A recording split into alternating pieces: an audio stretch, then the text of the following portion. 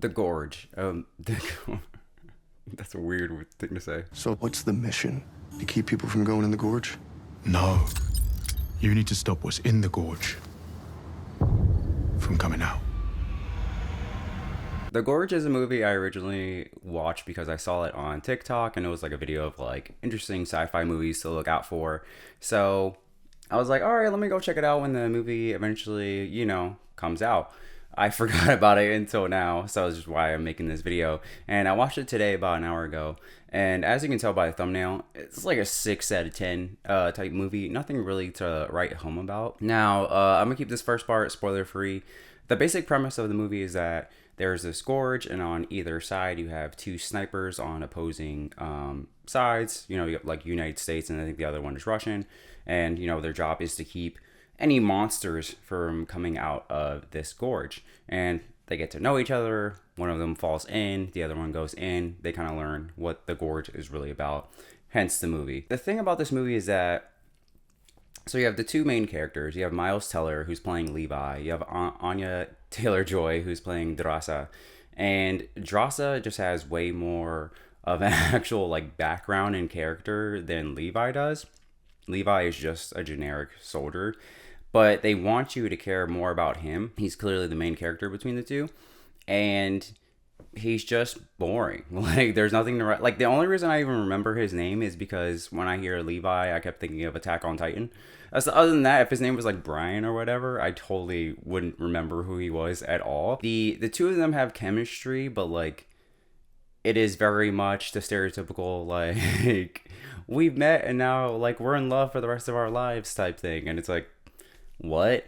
When they go into the gorge, it is not underwhelming, but like, it's as cool as it is uncool. As awesome as it was, the movie ultimately lets the whole kind of thing down for me.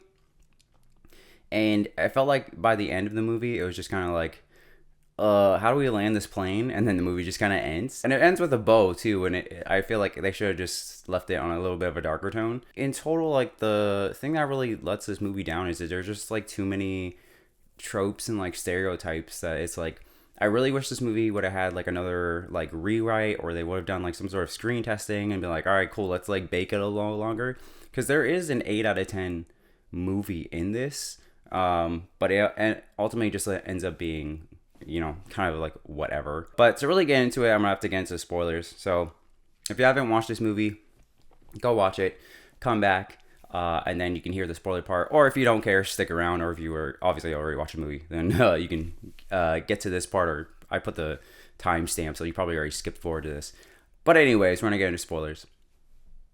All right, so like I was saying, between the two characters, well, first off, this movie, in my opinion, doesn't even start until like 20 minutes into its like, I don't even check. Let's just say 2-hour runtime. And like the first like 15 minutes, I was like, am I watching a Mission Impossible movie? Like, is this the right film?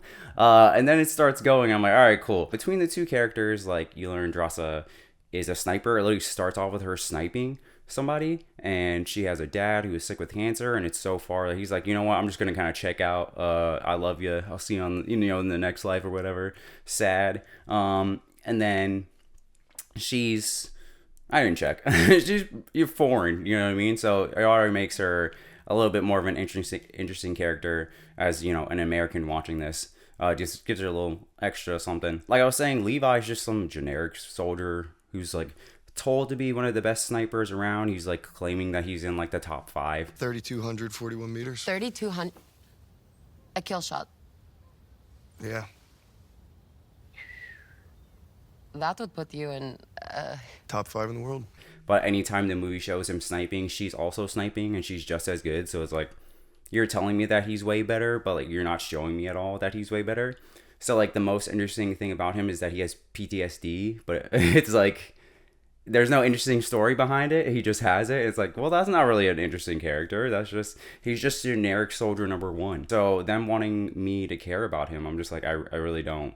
Like, he's boring. I did like them getting to know each other from afar, this kind of like long distance thing. It was kind of cute. And the two of them have chemistry together. But like the moment that they first meet each other, like physically, you know, they have that night together, they hook up for the first time, everything's good. And then the next morning he falls in and she's like, I gotta go after him. And it makes sense for her story because it's like, well, she lost her dad. He knows that she lost her dad. This is the only person she has left. They've been talking back and forth for like 6 months now. It makes sense why she would want to go in after him. But if the things were reversed, like, I don't know why he would go in after her. And he's the main character. You know what I mean? And then when she hopped in, she was like, she put on the parachute and just hopped in. I was like, okay, I thought she was going to like, you know, throw a rope down. Like, okay, we'll climb this back up after I find him. No, she just hops in. And they're both like trained soldiers. So I was like, what? I was like, where's the plan? I feel like I would have made a better plan. And I've never seen combat in my life. And then they go into the gorge. And I love the environment, the aesthetic, the vibe that the gorge is giving. It feels like Last of Us, but also like a little bit of the Upside Down from Stranger Things. I like the Hollow Men. They have this, like, again, like Last of Us, but also the way that they're designed, especially like the horsemen, feel very like a grim fairy tales, like this foreign, like supernatural, like creature type thing. And I love that design. I do wish that it was between, like, when it comes to these sort of sci-fi stories, it's like, are we going supernatural? Are we going, sci-fi? Is this some weird middle thing where it's like sci-fi, but we opened up the portal so it feels like supernatural, but technically it's science, you know what I mean?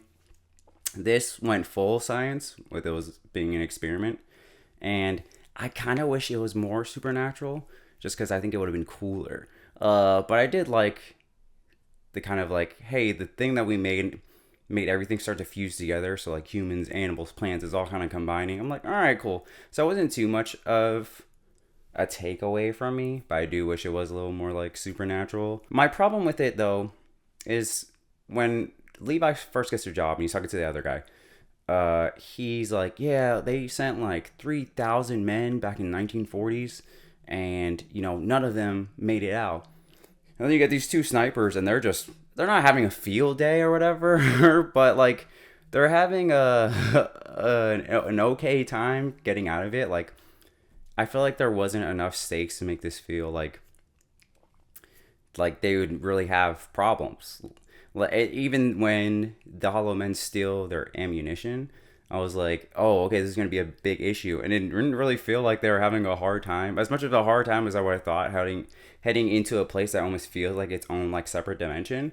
Like, they got out pretty like smooth for real. They even found that truck that was like, oh, cool. We have an even easier and faster time getting up this hill. And going back to the stereotype of it all, the fact that they went to go check out that facility and then they found the computer that conveniently had all the files on it. And he's like, oh, let me check it out. Oh, look, they left the highly volatile information of there's this like nuke just sitting here waiting to go off if set off at the right parameters, which I guess I missed a line or something like that. I thought that this was gonna lead to him being like, all right, cool, I'm gonna have her go up and then I'm gonna stay behind because I have to blow up the nuke in some way. But they didn't do that.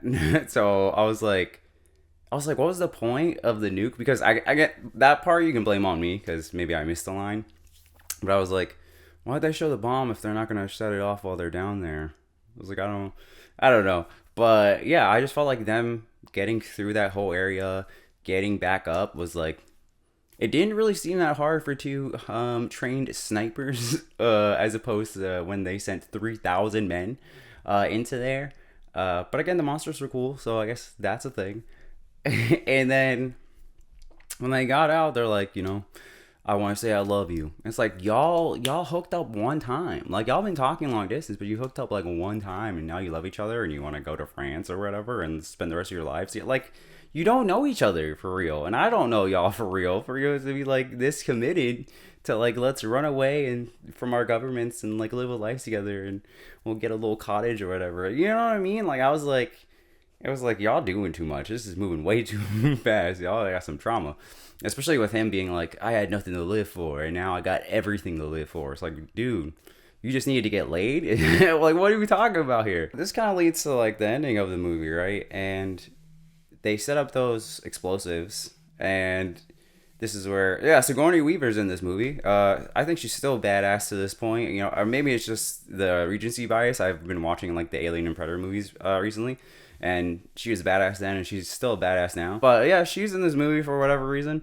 I don't think she really does anything interesting. She realizes that he's not gonna, cause she's like, you gotta kill the other one, and he's like, yeah, sure, I'll totally do that. And then she's like, yeah, he's not gonna do that. So they go to, you know, take them out, and they run away, and they're like, all right, send out the drones to go get them down. And then the drones came out the gorge, and I know there was a drone that came out earlier, but when you set up these creatures to be smart and like smart enough to steal ammunition, even though they're from the 40s, so how do they even know what ammunition is? There was no sense of like, there's broken drones. Like sometimes the drones don't make it out of there. Like there's a bunch of drones that just came out the mist. I was like, well, wouldn't these things be like, hey, this is a foreign object that we gotta get rid of or something like that? Like, I thought that part was extremely weird. They take out these drones. Seems pretty easy peasy. I was like, I don't know why they didn't also send soldiers out there. What do I know? They send off the nuke, which confused me again because I wasn't paying attention, I guess. So when they're like, oh, they had to turn off the, what was it? The cloaking machines or whatever. And I guess because the cloaking went off, that sets off the nuke. I was like, why would that be the answer to everything? I don't know. It was confusing. And so the nuke went off, takes out Sigourney Weaver and her team. And I guess the whole company's burnt because no one went to go check on what happened. And then, yeah, the two of them. Well, Miles Teller, Levi seems like he dies. Anya Taylor-Joy's all sad and shit. And she goes to France. She's living her new life, and then he randomly shows up and he's like, table for one, you know what I mean? And they're back in love. And then the movie ended. I was like, what the fuck? Like, I feel like there was a darker ending where they just went with her being all alone, and then they were like, nah, we gotta bring him back for some reason. And they brought him back just to make this a happy movie. But again, there's just like so many, for every time that there was an answer, there were so many times where I was like, but where's the answer for this, this, and that? And there wasn't. And that's all I was saying is like, there's so many stereotypes in this movie, and there's like a lot of things I was like, oh, we should have touched on this. You know what I mean? We should have spent a little more time on this, or you know. And I think there's just like a really good 8 out of 10 movie in here somewhere. I think it need a little more polish, a little more draft, a little more time in the oven. But at the end of the day, I was like, I have to record this today because I was like, if I try to record this tomorrow, I'm not going to remember this movie. Just not because it's bad again. I just think it's just like forgettable and there's like nothing to really talk about. Like, it's just like, hey, lazy Sunday, you got something to do? You want to watch something new? You know, put this movie on while you're like cleaning and you might have a decent time, you know? Maybe I'm being too harsh. Let me know what you think in the comments down below. But yeah, I just felt like this movie was just kind of like, whatever. But that's all I got for you guys. Until next time, peace.